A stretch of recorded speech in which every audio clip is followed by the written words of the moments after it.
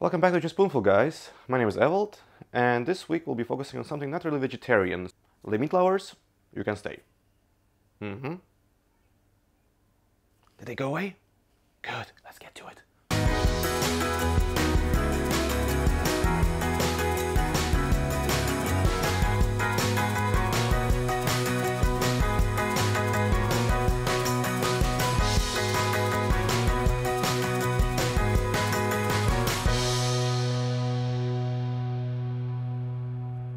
Okay, so this week we'll be talking about sort of a dish that you can make for a party, for a big event that you're hosting, and because, well, we have a new year coming up. Party, well, at least when you release this video, I mentioned I could make a video to show something what you can do at those times. So we're gonna do pulled pork. Pulled pork, it takes time, it takes effort, but the end result is just spectacular. So what I'm going to recommend to do is to go to your butchers and ask for pork shoulder. If you can, try to get the one on the bone. It's going to give much more flavor than without a bone. Sadly, I was a bit unorganized this week, so I got one without a bone, but it still will work. What you have to make sure of is that it has a lot of fat. And the thing with pork shoulders, why it takes time and effort, is that it's a really tough piece of meat. So you can't just drop it in the pan and expect it to be amazing straight away. This guy needs time and love, and much more time than love, by the way. So what we have to do is first we're gonna marinate this little guy. You can do like 3-4 hours in advance, but I would recommend if you can do 2 days in advance, that'll be just perfect. So what we have to do, take a bowl, put our pork there. Now come to this side, I'll show you what I'll be doing now. So let's start first with some spices. What I'm gonna do is get some smoked paprika, more like heat tablespoons. Then we'll need some thyme. So just the fresh thyme I think will work better, even though dry one has a more concentrated flavor. I tried both of them and I still prefer the fresh thyme. Next thing, rosemary. Nice herb to use in this case.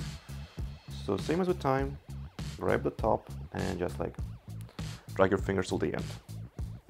Good heaped pinch of salt. Be generous with freshly cracked pepper, leveled tablespoon. Then we're gonna go for some olive oil to envelop our little guy there. And now this is where it gets dirty. You have to use your hands. So make sure that everything is covered in that deliciousness. That's what I want to see. Because I have a tiny fridge, I can put this huge bowl in the fridge, so that's why I'm going to put it in a small bowl. Okay, now it's time to put this guy in the fridge for 2 days. As I said before, you can put it only for 3-4 hours, for one night, but I do prefer result after 2 days of having this. So I'll see you in 2 days.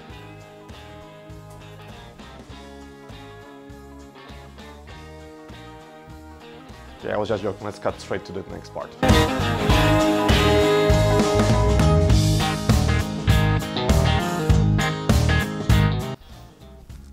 And so, 2 days later, here we go. This bad boy is ready to go into the oven. Before we do that though, we have to chop some onions.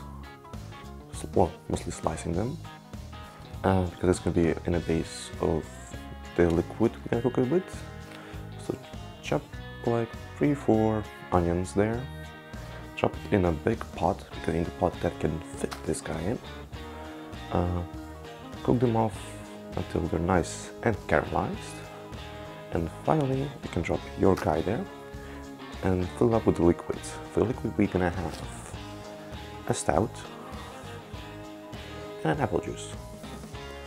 So apple juice is nice and sweet, stout is nice and hoppy, which is gonna make it nice and balanced there and flavor more the meat inside.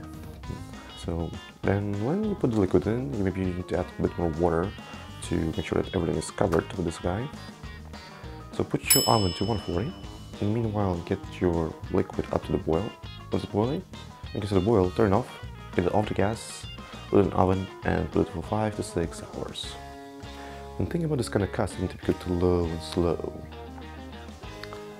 So I'll see you guys after this is cooked.